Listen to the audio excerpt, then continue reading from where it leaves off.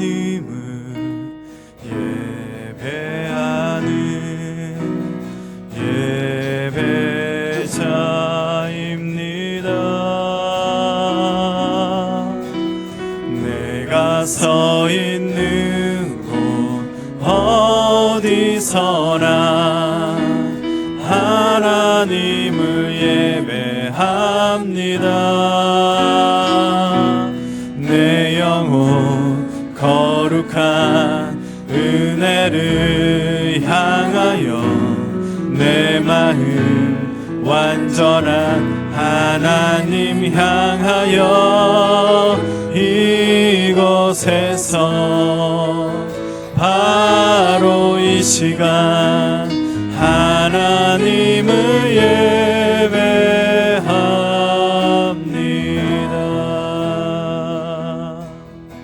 예배합니다. 찬양합니다. 주님만 날 다스리소서. 예배합니다. 찬양합니다. 주님 홀로 높임 받으소. 아멘. 완전하신 주님께 찬양합시다. 완전하신 나의 주, 그의 길로 날 인도하소서. 행하신 모든 일 주님의 영광 다 경배합니다. 완전하신 나의 주, 완전하신 나의 주, 그의 길로 날 인도하소서. 행하신 모든 일 주님의 영광 아멘 다 경배합니다. 예배합니다. 찬양합니다. 주님만 날 다스리소서. 예배합니다. 찬양합니다. 주님 홀로 높임 받으소서. 다 같이 오늘 말씀 함께 보겠습니다. 오늘 말씀은 마태복음 5장 38절에서 42절입니다. 눈은 눈으로 이는 이로 갚아라 하고 말한 것을 너희는 들었다. 그러나 나는 너희에게 말한다. 악한 사람에게 맞서지 말아라. 누가 내 오른쪽 뺨을 치거든 왼쪽 뺨마저 돌려대어라. 너를 걸어 고소하여 내 속옷을 가지려는 사람에게는 겉옷까지도 내주어라. 누가 너더러 억지로 오리를 가자고 하거든 심리를 같이 가주어라. 같이 내게 달라는 사람에게는 주고 내게 꾸려고 하는 사람을 물리치지 말아라. 아멘. 고백합시다. 이 말씀은 하나님 말씀이며 살아있는 말씀이며 내 인생의 해답이다. 아멘. 아멘. 오늘 여러분과 함께 긍휼과 자비의 연승이라는 제목으로 은혜를 나누고자 합니다. 긍휼과 자비의 연승.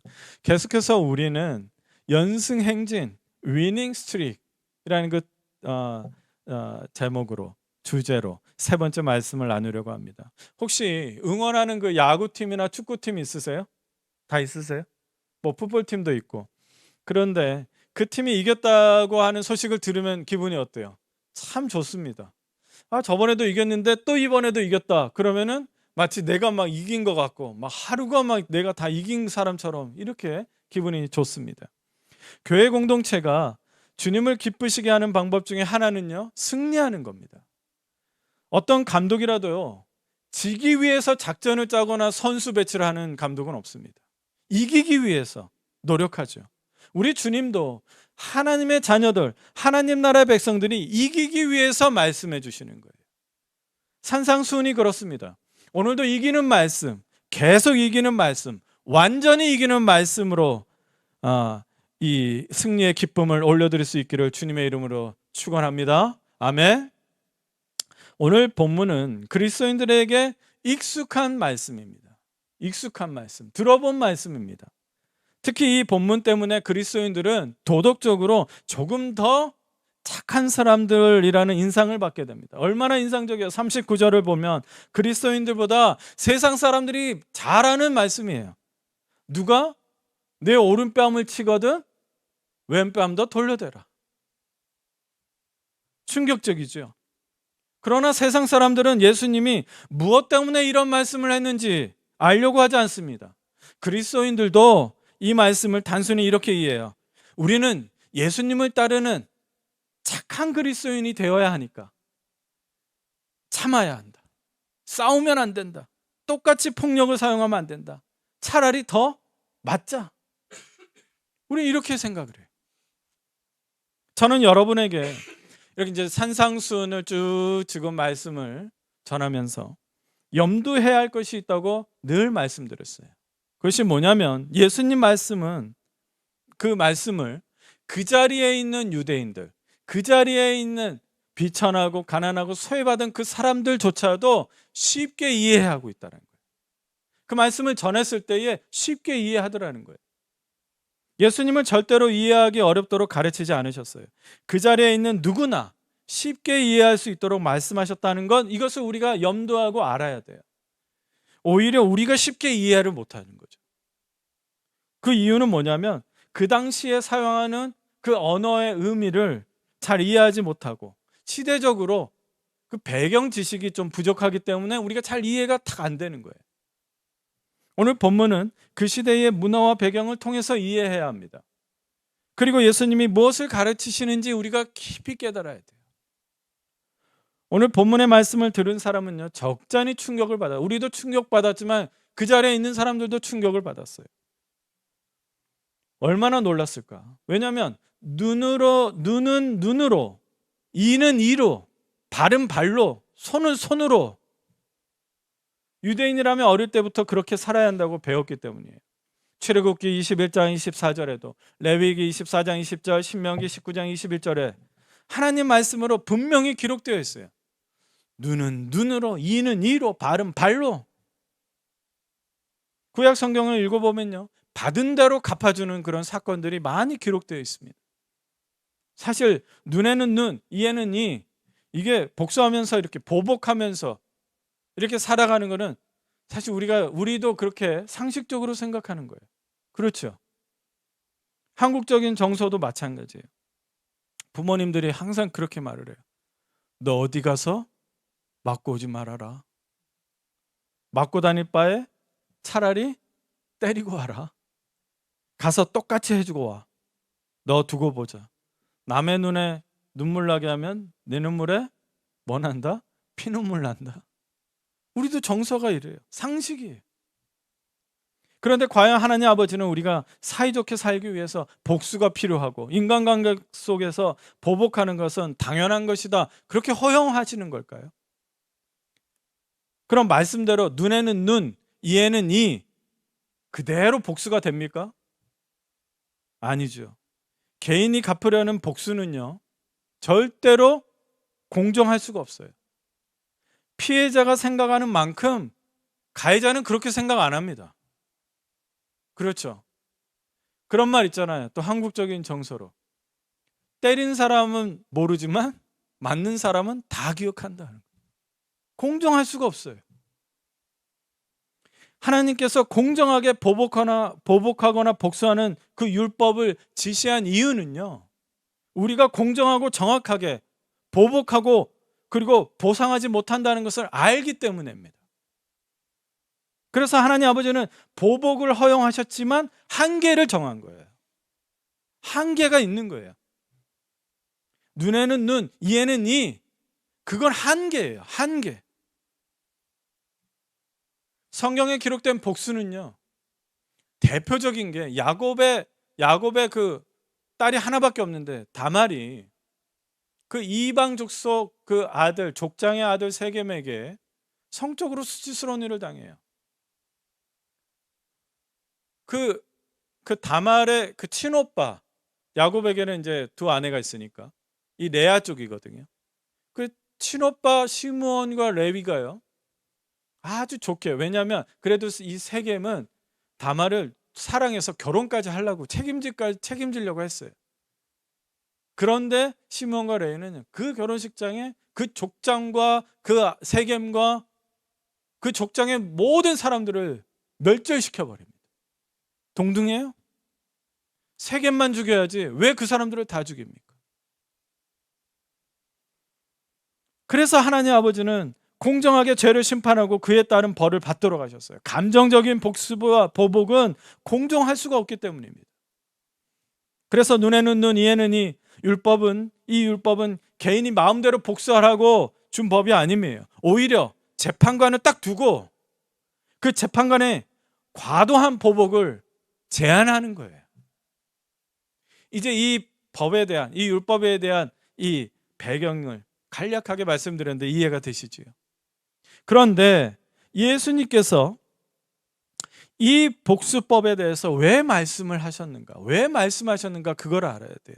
그게 바로 39절에 말씀하십니다. 그러나 나는 너희에게 말한다. 누구에게?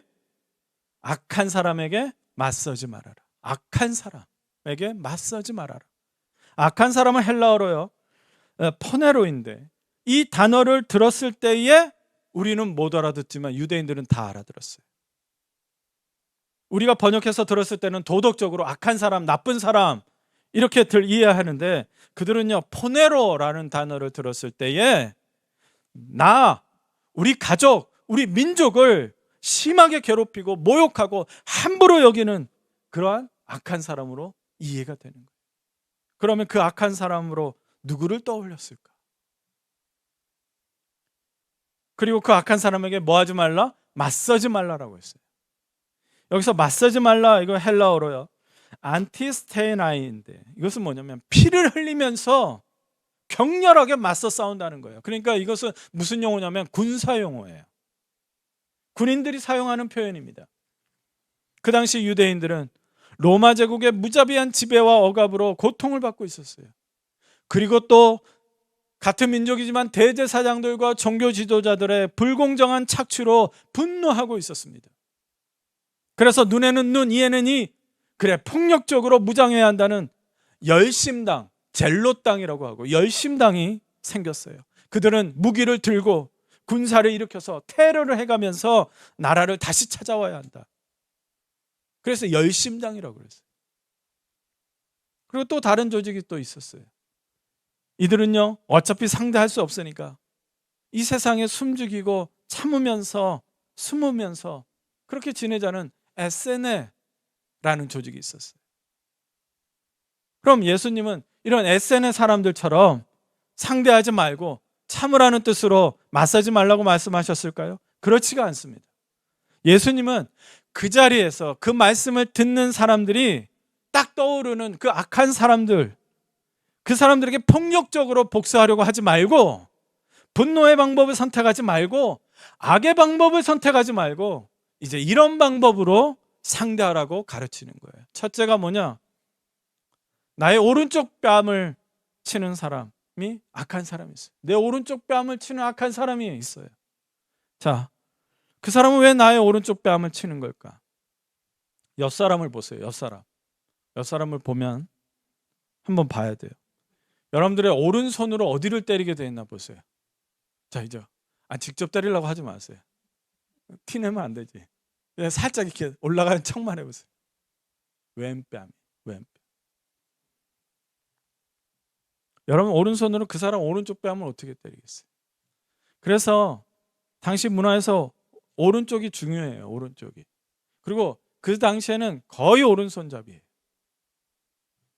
많은 성경 해석자들이 예수님이 굳이 왼뺨이 아니라 오른뺨을 얘기한 이유는 오른손잡이가 상대 오른쪽 뺨을 치는 가장 물리적인 동작이 뭐냐면 손등치기예요. 어떻게 친다고요? 이렇게 치는 거예요.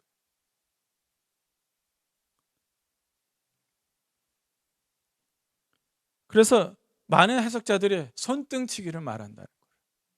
그렇게 다 지지합니다. 일반적으로 그렇게 생각을 해요. 그리고 손등으로 오른뺨을 친다는 건요, 그냥 치는 게 아니라 의도적인 행동이에요. 어떤 의도일까요?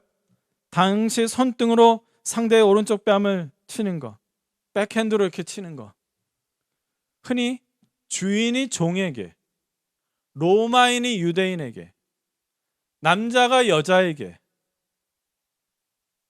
흔히 그렇게 하는 행위였습니다. 수치스럽게 하고 신분으로 모멸감을 주고 너의 권리와 인격을 부정하고 멸시하겠다는 의도가 손등치기예요. 손바닥으로 뺨을 치는 것과 다른 의도인 거예요. 유대인들이 구약 성경 다음으로 중요하게 생각하는 미시나라고 하는 율법서가 있는데, 그 율법서에 이런 기록이 있습니다. 어떤 사람이 타인의 뺨을 때리면 200주케스, 그냥 우리 200달러라고 칩시다. 200달러를 배상해야 한다. 그러나 손등으로 때렸으면 400달러를 배상해야 한다. 이 기록이 있어요. 왜냐? 이렇게 치면 아파요. 이렇게 치면 좀 덜 아픕니다. 힘이 잘 안 가요. 물리적인 행동이 이게. 그러나 상대방을 자신보다 아랫사람으로 취급하고 굴욕감을 주려고 하는 의도가 있기 때문에 더 나쁜 행위다 하고, 그래서 더 배상 벌금이 높은 거예요.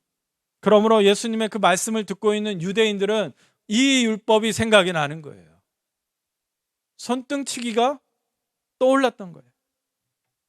예수님은 나의 권리와 인격을 모욕하고 무시하고 멸시하면서 손등으로 나의 오른쪽 뺨을 치는 그 악한 사람에게 어떻게 하라고 합니까? 어떻게 하라고 그래요? 왼쪽 뺨마저 돌려대라는 거예요. 오른쪽 뺨 맞았으니까 왼쪽 뺨도 마저 맞아라, 또 때려라, 그런 식일까요?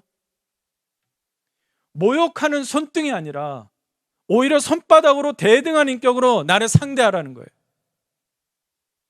예수님은 그 악한 사람이 너의 오른쪽, 너의 명예, 너의 권리, 너의 인격을 짓밟으려고 할 때에 오히려 왼쪽마저 적극적으로 돌려대면서, 비록 당신은 나의 오른쪽을 쳤을지라도 나의 명예와 권리와 나의 인격은 너의 손에 달려있는 게 아니라 주 여호와 하나님께 달려있다는 것을 적극적으로 대라는 얘기예요.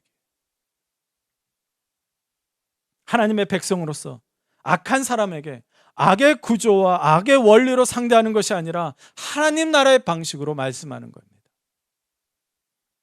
로마서 12장 21절에 악에게 지지 말고 선으로 악을 이기라 그랬어요. 누가 갚아주신다? 우리 주 하나님 아버지께서 갚아주시기 때문에 하나님의 선하심으로 악의 원리를 차단해버리라는 거예요. 너는 악으로 나에게 오지만 나는 선으로 가야 한다는 거예요. 억지로 참는 것이 아니라 하나님의 자녀라는 분명한 자존감으로 자발적으로 한 발짝 더 나아가면서 악의 방식을 거부하는 거예요. 악한 사람에게 상황의 주도권을 빼앗아 오는 거예요. 악한 사람의 주도권을 갖지 못하도록 하는 거예요. 상황을 역전하는 겁니다. 왜 그렇게 합니까? 기억하십시오. 우리 주님은 결코 우리가 악한 사람에게 오른쪽 뺨을 맞는 것을 원하지 않는다는 거예요. 우리 주님은 하나님의 백성들이 더 이상 악의 원리로 악의 방식과 구조 안에서 패배하면서 사는 것을 원하지 않습니다. 그 상황, 나를 짓누르고 나를 두렵게 만들고 나를 패배하게 만들고 나를 낙담하게 만드는 그 상황에서 그것을 원하지 않으시는 거예요. 그것을 끊는 거예요. 그 우리의 승리의 방식은 우리를 향한 하나님 아버지의 선하심과 인자하심을 믿고 악의 원리와 구조를 거부하는 거예요. 이해가 되십니까? 또 40절을 보겠습니다. 또 다른 악한 사람이 나오죠. 너를 걸어 고소하여 내 속옷을 가지려는 사람에게는 겉옷까지도 내주어라. 우리 입장에서 갑자기 속옷 얘기가 나오고 겉옷 얘기가 나오니까 그래, 그냥 여기 있는 거 더 주고 또 줘라, 더 퍼줘라, 그 뜻일까요? 그 당시에 가난한 사람들은 더 가난해질 수밖에 없는 구조이기 때문에 돈을 빌려야 돼요. 우리가 말한 대로 고리, 높은 이자로 돈을 빌려야 돼요. 고리 대금은. 그런데 담보를 잡잖아요. 그런 담보를 뭐 지금은 뭐 땅 뭐 이렇게 있는데 그 당시에는요. 내 안에 있는 이 속옷까지도 담보를 걸어버려요. 극단적인 담보를 잡았다는 거예요. 속옷까지도 담보를 잡았어요. 그래서 너를 걸어서 고소했다 말은 것은 소송을 했다는 거예요. 나에게 소송을 걸었다는 거예요. 왜 걸었어요? 돈을 갚지 못해서 이제 법정까지 가자는 거죠. 이 상까지 오면 예수님이 어떻게 하라고 말씀하세요? 겉옷까지 내주어라. 속옷도 뺏기는데 겉옷 다 내주라는 거예요. 여러분, 법정에서 채권자가 돈을 빌려준 사람이 법을 이용해서 이제 속옷까지도 빼앗으려고 할 때 채무자, 돈을 빌린 자는 마지막 남은 겉옷까지 벗어주고 완전히 알몸이 돼서 법정을 나가라는 말씀이에요. 이해가 됐어요? 알몸이 돼서 나가라는 말이에요. 이것은 우리가 못 알아듣겠지만 왜 이런 말씀을 하는가? 무슨 의미일까? 여러분, 유대 문화에서는요, 자신이 알몸이 되는 것보다 그 알몸이 된 사람을 내가 본 게 더 수치스러워요. 그 배경이 된 것이 성경에 기록되어 있는데 창세기 9장에 이제 방주에서 나온 노아가 포도나무를 짓고 농사를 지으면서 이제 포도주를 마셔서 취해버렸어요. 그래서 우리가 잘 알지만 알몸이 돼서 잠들어 버렸어요. 근데 둘째 아들 함이 그 모습을 보기만 했어요. 근데 첫째와 셋째 셈과 야벳은요, 자기 겉옷을 가지고 뒷걸음치면서 안 보려고 그리고 아버지를 덮어줘요. 그 다음에 나온 게 함은 저주를 받고 셈과 야벳은 축복을 받아요. 예수님은 악한 사람이 법이라도 이용을 해서 속옷마저 빼앗으려고 했을 때 마지막 남은 겉옷까지 벗어지고 완전히 알몸이 돼서 법정을 걸어나라고 말씀하십니다. 그것은 법정에 있는 사람들에게 수치를 느끼게 하라는 거예요. 정말 부끄럽고 수치스러운 사람은 알몸이 되어만 했던 가난한 사람, 빼앗긴 사람, 연약한 사람이 아니라 국률과 자비도 없는 그 속옷까지도 빼앗으려고 하는 탐욕스러운 사람이 정말 수치스러운 사람이라는 것을 알게 하라는 거예요.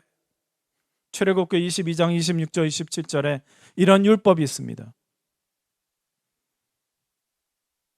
에스더 읽어주세요. 너희가 정녕 너희 이웃에게서 겉옷을 담보로 잡거든 해가 지기 전에 그에게 돌려주어야 한다. 그가 덮을 것이라고는 오직 그것뿐이다. 몸을 가릴 것이라고는 그것밖에 없는데 그가 무엇을 덮고 자겠느냐. 그가 나에게 부르짖으면 자비로운 나는 들어주지 않을 수 없다. 그 중동 지역은요, 겉옷이 중요해요. 왜냐하면 침낭이거든요. 담요가 되기도 해요. 추운 밤에 덮고 자야 하는 담요이기 때문에. 그래서 그렇게 중요한 겉옷을 맡기고 그 겉옷까지도 맡겨서 돈을 빌려하는 사람인데, 그런데 그 사람이 해가 지기 전에도 갚지 못하면 그래도 겉옷만큼은 다시 돌려주라는 거예요. 긍휼과 자비를 베풀라는 하나님의 마음이 있는 거예요. 예수님의 이 긍휼과 자비의 율법보다 법을 이용해서 더 빼앗고 욕심을 챙겨내는 사람에게 겉옷까지 내주고 알몸이 되어서 하나님 아버지께 부르짖으라는 말이에요. 부르짖으면 누가 들으세요? 그가 나에게 부르짖으면 나는 긍휼과 자비의 하나님이기 때문에 내가 들어주지 않을 수가 없다. 이 말은 뭐예요? 들어주겠다라는 거예요. 그 사람의 이 부르짖음만큼은 들어주겠다라는 거예요. 악한 사람과 싸우지 말고 알몸이 되어서라도 나의 울부짖음을 들으시는 하나님께 나아가라는 거예요. 그 자리에 있는 사람들은 다 가난한 사람이었어요. 그들은 이 말씀이 무엇인지 다 알아들은 거예요. 우리만 도덕 윤리적으로만 들었어요. 세 번째 악한 사람이 또 누가 나타납니까? 41절에 억지로 오리를, 이 1마일을 말해요. 1마일이에요. 오리를, 오리 1마일을 가자고 하는 사람, 그 사람의 악한 사람이에요. 이거 역시 그 시대에 익숙한 상황이에요. 이게 무슨 말일까? 오리를 가는데 심리, 이 1마일을 가져고 하는데 2마일을 더 가져라. 이 말은 왜 무슨 말일까? 유대인들이 로마의 식민 통치를 받고 있는데 로마 군법에 따르면, 로마가 만든 법에 따르면요, 로마 군병은요 식민지 백성에게 1마일 동안 군장을 강제로 짊어지게 만들 수가 있어요. 딱 잡아서 내 군장 짊어, 그리고 1마일은 가게 했어요. 그리고 법으로 또 이 1마일을 초과하면 안 돼요. 강제로 1마일을 초과하면 그건 또 처벌을 엄격하게 받습니다. 왜냐하면 너무 심하게 하면 이 식민 백성들이 들고 일었을까 봐. 그래서 조절을 한 거예요. 로마는 교활한 법을 만들어서 식민지 유대 사람들을 억압하고 착취한 거예요. 우리 조상들도 사실 그런 역사가 있죠.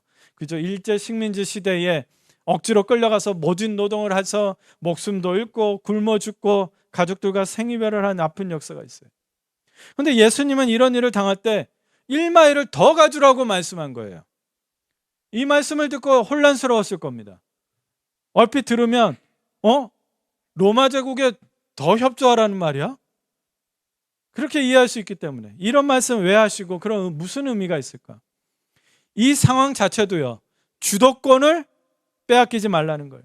분명히 로마 군법의 1마일까지예요. 2마일 가는 것은 내가 아니라 억지로 가게 만든 사람이 처벌 대상인 거예요. 이해가 되세요? 억지로 오리를 가자고 한 사람이 로마 병사라고 하면 내가 더 가겠다 하면은 누가 당황해요? 이 병사가 더 당황을 하는 거죠. 법을 어기게 되니까 고발 대상이 되고 처벌 대상이 되기 때문에 얼마나 당황스러워요. 악의 주도권이 끊기는 거예요. 억압받고 착취받는 입장일지라도 그 악한 사람에게 상황의 주도권을 빼앗기지 말라는 말이에요. 이제 우리가 마지막으로 상대해야 할 사람을 이제 말씀하십니다. 자, 다 같이 42절 같이 읽겠습니다. 42절 시작. 내게 달라는 사람에게는 주고 내게 꾸려고 하는 사람을 물리치지 말아라. 첫째, 내가 상대해야 할 사람이 있는데 누구예요? 나에게 달라는 사람. 그럼 나에게 달라는 사람이 누구냐? 달라는 사람. 이렇게 번역할 수 있어요. 달라는 사람은요, 정확하게 말하면 국어라는 사람이에요. 국어라는 사람. 그 시대 많은 사람들이 토지를 빼앗겼어요. 세금으로 착취를 당하고 하루하루 살아가는 거지들이 허다했어요. 병자들도 허다했어요. 여러분, 예수님의 시선이 어디에 있는지 다시 한번 생각해 보세요.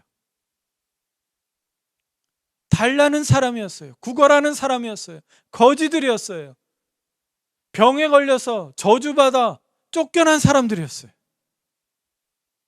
그렇게 살 수밖에 없는 창녀들이었어요.